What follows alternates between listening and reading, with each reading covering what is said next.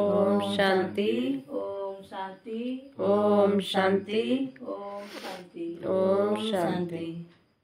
2/2/2/25 प्राप्त मुरली अव्यक्त बाप दादा पुनरावृत्ति 31/12/2003 मधुबन।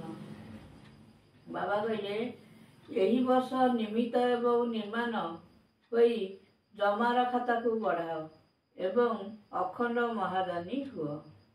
आज अनेक भुजाधारी बाप दादा निजर चारिआडर भुजा मान को देखुछंदी। केतेक भुजा अर्थात संतान माने साकार रूप रे तो सम्मुखरे अछंती, किंतु आउ केते जण सूक्ष्म रूप रे उपस्थित थिबार मध्य देखाउछंती।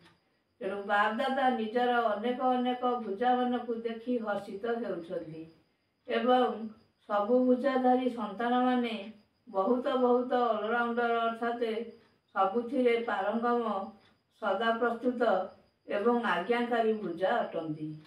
जो माने कि बाप दादा ठारू टिकिए निर्देश पाइबा मात्र के कही थांती आज्ञा हाँ बाबा हाजिर बाबा एबे एबे एबे एबे बाबा बाबा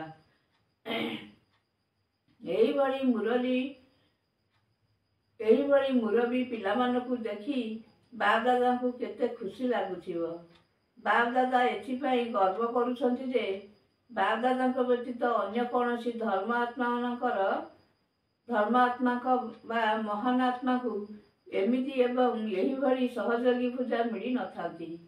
सारा कल्पर चक्र लगाई देख यही भली सहयोगी पूजा काहाकू मिली कि। तेणु बाप दादा प्रत्येक पूजार विशेषता को देखुछंती। तुमे माने सारा विश्व भितरु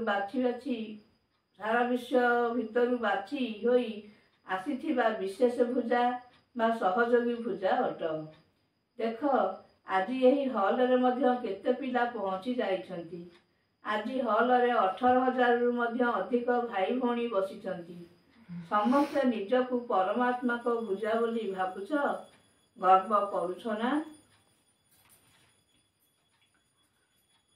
वरदान फरिश्ता पड़ियार स्थिति द्वारा बाबांकर स्नेह प्रतिदान देउथिबा समाधान स्वरूप हुआ। बाबा कहले फरिश्ता पड़ियार स्थिति द्वारा बाबांकर स्नेह प्रतिदान हेउथिबा समाधान स्वरूप हुआ। विस्तार रे कहले फरिश्ता स्वरूप स्थिति रे स्थित हेबा एहा ही हेउची बाबांकर स्नेहर प्रतिदान देवा।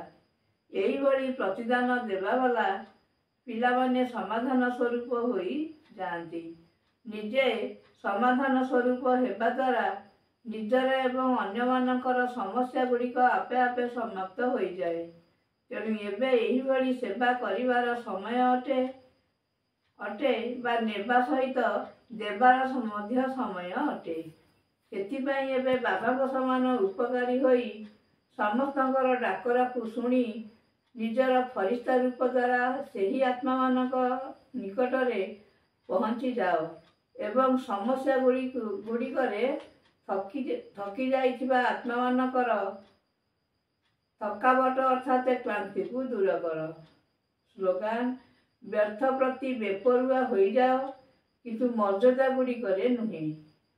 बाबा कहले ବ୍ୟର୍ଥ ପ୍ରତି ବେପରୁଆ ହୋଇଯାଅ, କିନ୍ତୁ ମର୍ଯ୍ୟାଦା ଗୁଡ଼ିକରେ ନୁହେଁ।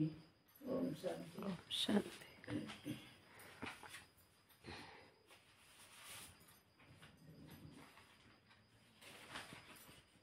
ଅବ୍ୟକ୍ତ ଇଶାରା ନିଜ ଶକ୍ତିଶାଳୀ ମନସା ଦ୍ୱାରା ସକାଶ ଦେବାର ସେବା କର।